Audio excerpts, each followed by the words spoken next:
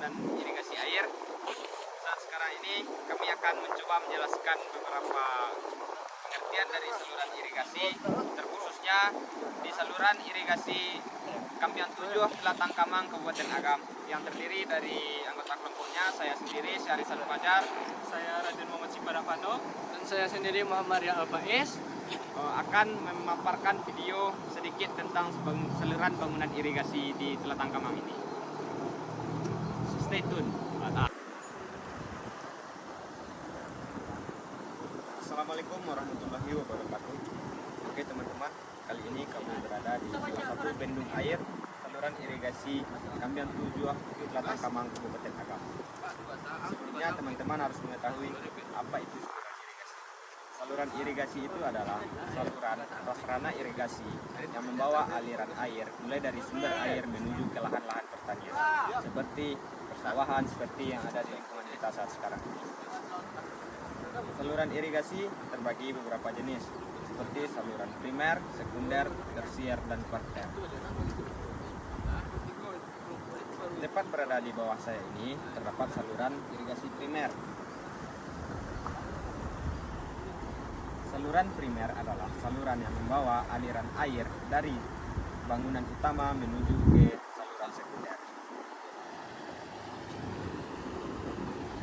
Yang mana saluran ini bermula dari bangunan utama dan berakhir pada bangunan bagi, sehingga berakhir pada bangunan bagi yang terakhir.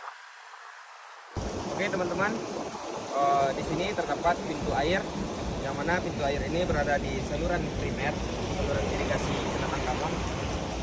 Fungsi dari pintu air ini yaitu untuk mengontrol debit aliran air menuju ke saluran sekunder, sehingga dari saluran tersebut baru dialiri ke dalam saluran tersier dan kuarter.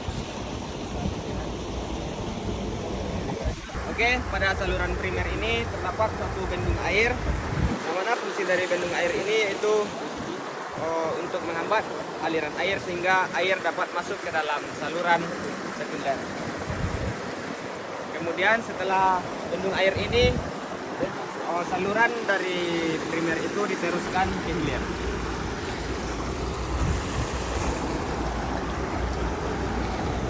Rara. Oke,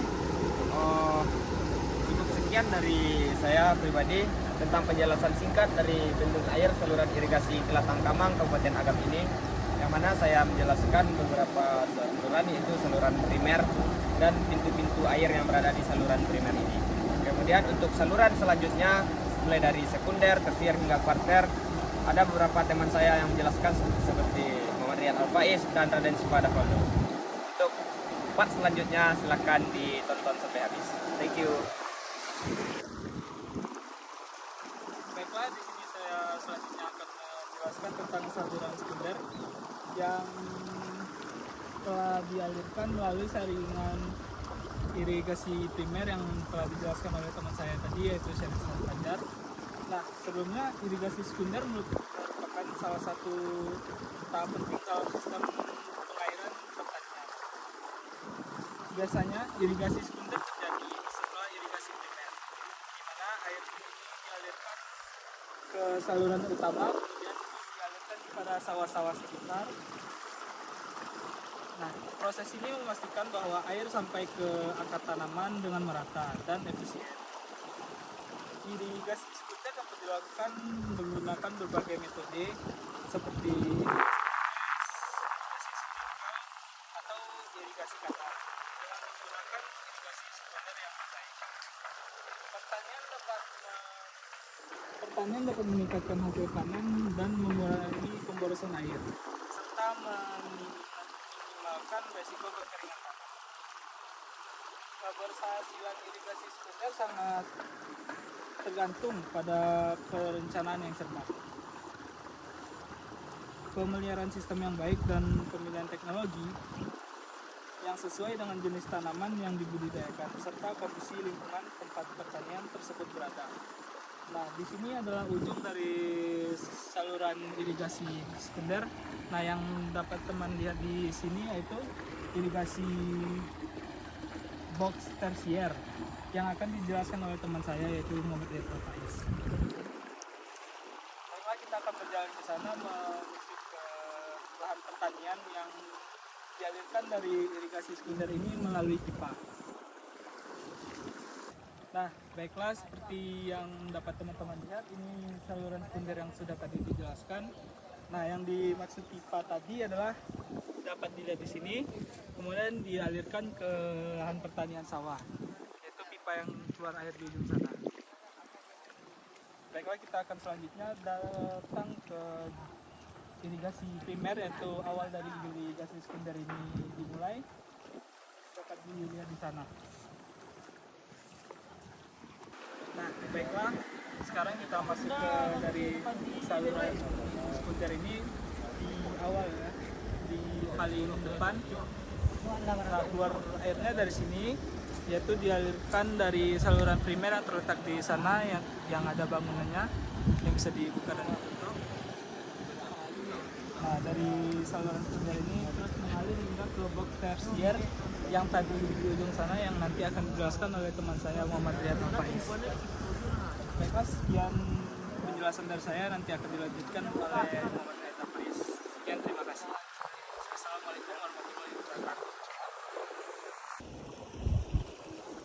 Baiklah, pada kali ini saya akan menjelaskan saluran tersier dan saluran kuarter. Bisa teman-teman lihat pada sebelumnya, yaitu saluran primer dan saluran sekunder telah dijelaskan. Pada kali ini sudah sampai pada saluran tersier.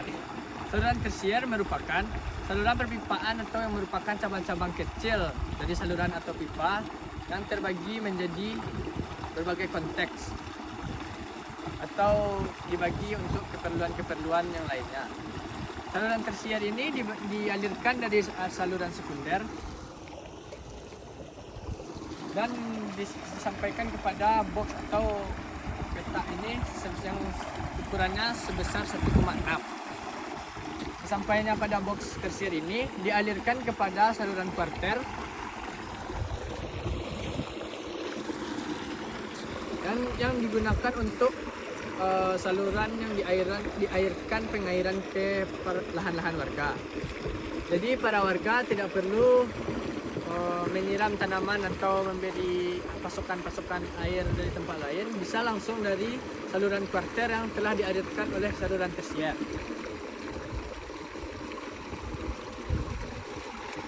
Pada saluran tersier ini, sesampainya di box atau pembuangan tersier, dialirkan lagi pada pembuangan saluran tersier.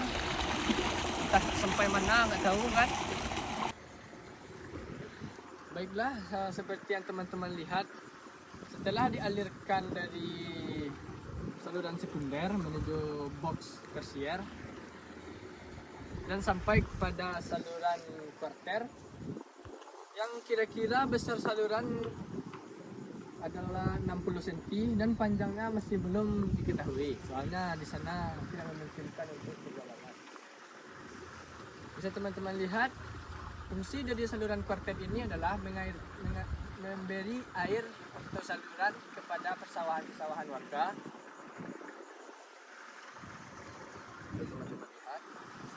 Jadi para warga tidak perlu risau atau memikirkan tentang pengairan dari sawahnya, karena sudah direncanakan oleh perencana irigasi menuju persawahan dan pembuangan lainnya.